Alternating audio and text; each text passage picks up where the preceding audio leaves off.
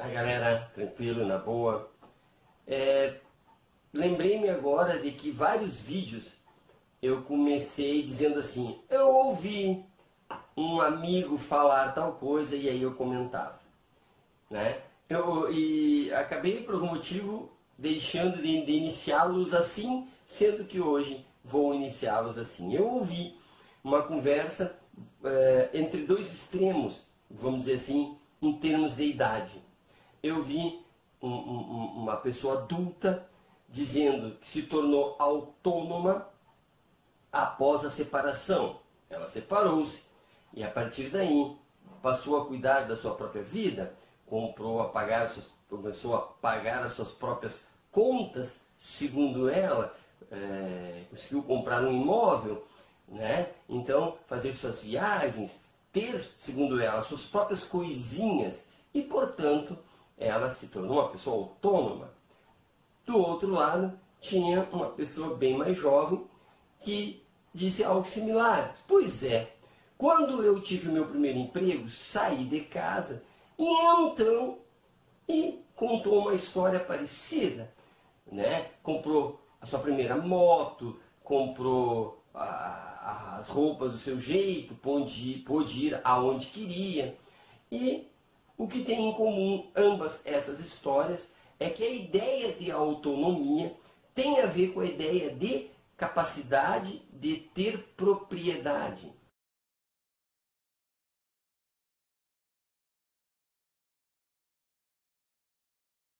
Seja propriedade de bens móveis ou imóveis, desde uma moto, roupa, a uma casa, um apartamento. E a ausência de autonomia foi identificada por exclusão, né? Aos momentos em que essas pessoas não tinham a capacidade de decidir sobre suas próprias coisinhas, como elas dizem, suas próprias compras. E, portanto, há aqui uma confusão entre a ideia de autonomia de um ser humano com a ideia de ter propriedades. Penso em colocar aqui um exemplo. Vamos imaginar que este jovem, que se diz autônomo à medida em que saiu de casa, que teve seu trabalho e pôde adquirir coisas, vamos imaginar que a família dele fosse uma família extremamente liberal, que deixasse ele, na sua adolescência, estudar o que ele quisesse, ler o que ele quisesse, assistir o filme que ele quisesse. Já no finalzinho da adolescência, deixou ele fazer o curso superior que quisesse, deixou ele nos primeiros anos de faculdade livre para fazer parte do diretório acadêmico, deixou livre para ele pensar, refletir. Entretanto, essa pessoa, em toda essa capacidade de se autogerir, só não era permitido gerir a propriedade. Em que sentido? Ele não tinha as condições de comprar um apartamento, nem comprar um carro, nem sabe-se lá o que, né? Então havia limites na aquisição de propriedades. Percebam? E aí é interessante pensar a ideia de autonomia. Nós podemos imaginar aqui que essa pessoa era muito autônoma, porque namorava quem queria, estudava o que queria, pensava o que queria, agia como queria, né?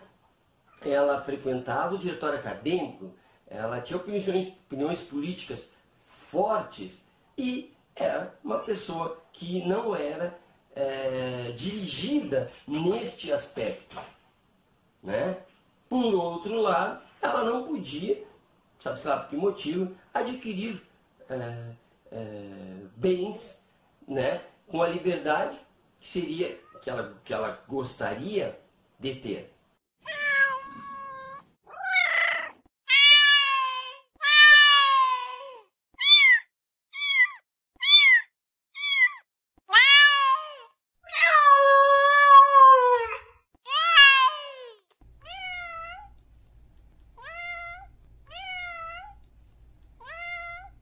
Por outro lado, nós podemos imaginar aquela história clássica da cigarra e das formigas, onde as formigas não queriam receber a cigarra, porque a cigarra fez festa, era autônoma, né? Brincou o verão inteiro, não trabalhou, né? Não guardou, não armazenou. E chegou no momento do inverno, quem tinha guardado e armazenado eram as formigas, e portanto essa cigarra quase foi condenada à fome.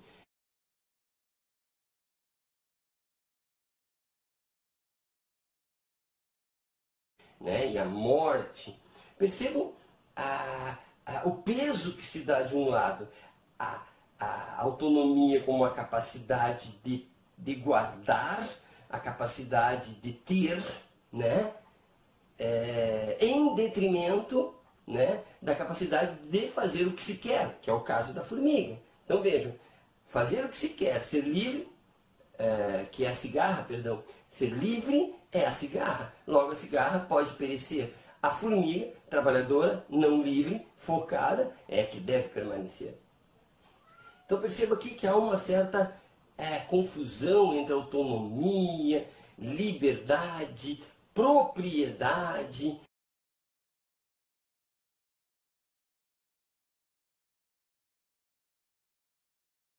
Percebam que é muito complicado nós colocarmos como autonomia como ter propriedade, né?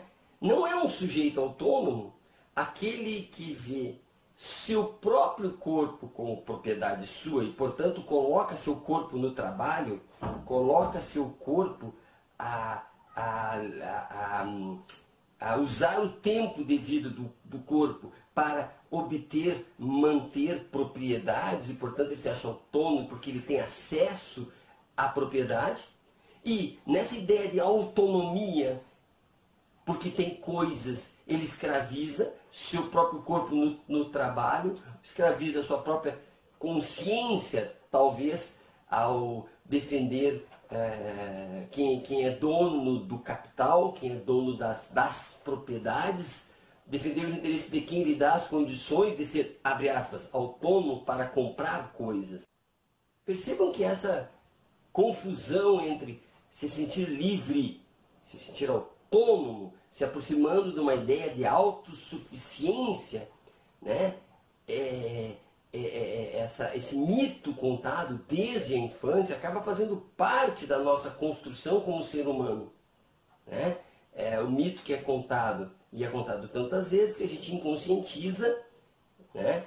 E passa a ter problemas para imaginar uma autonomia em outra área que não seja essa que eu comentei até agora.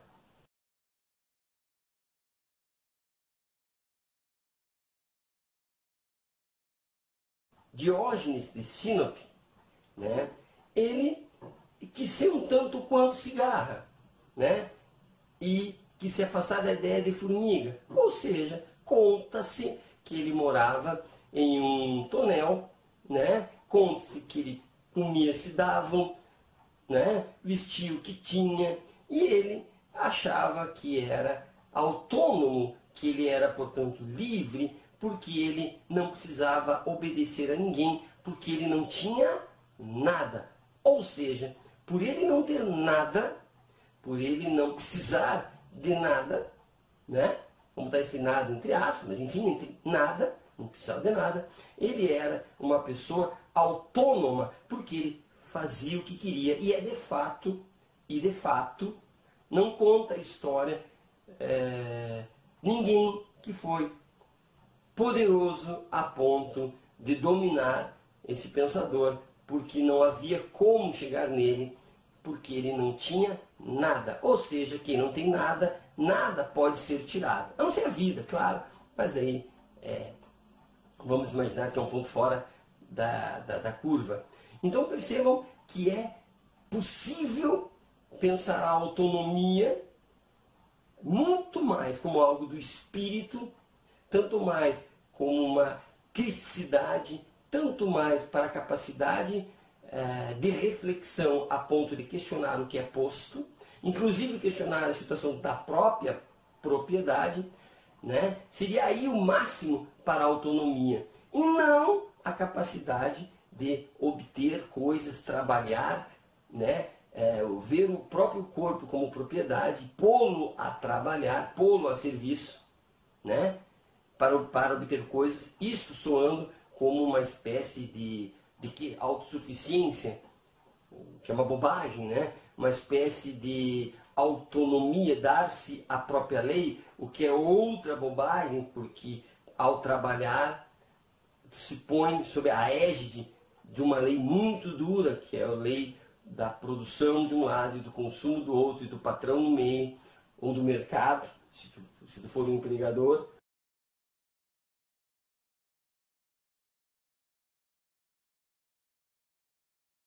Portanto, eu posso apontar aqui para uma pseudo-autonomia, um ideal de uma pseudo-autonomia.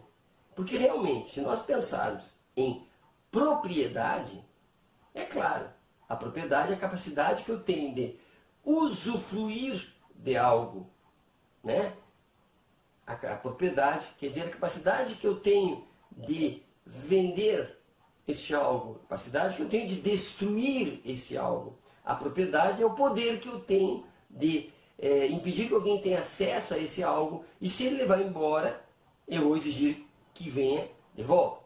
Isso é a propriedade. Percebam o poder que eu tenho, a liberdade que eu tenho em relação à propriedade. Por isso é fácil confundir a autonomia ou uma liberdade tendo coisas. Porque em relação às coisas eu posso até ser livre, eu posso pegar essa blusa aqui e rasgar.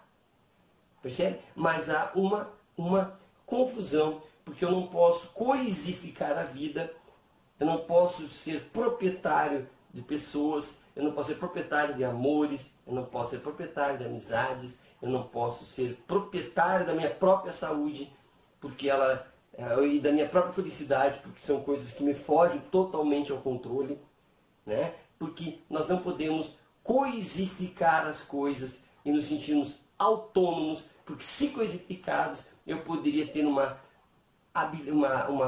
poder sobre essas coisas, uma autonomia sobre as coisas, poderia impor o meu desejo sobre as coisas. Portanto, fica a dica aqui, seja lá o que for autonomia, seja lá o que for uma liberdade, ela se refere muito mais às questões espirituais, às questões morais e éticas, muito mais às questões de reflexão do que questão da criticidade, enfim, do que ter coisas.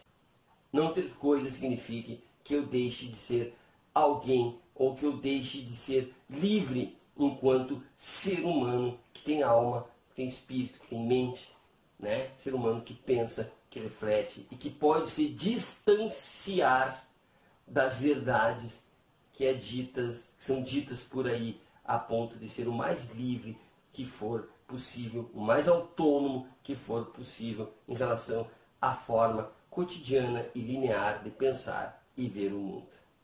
Abraço e até a próxima.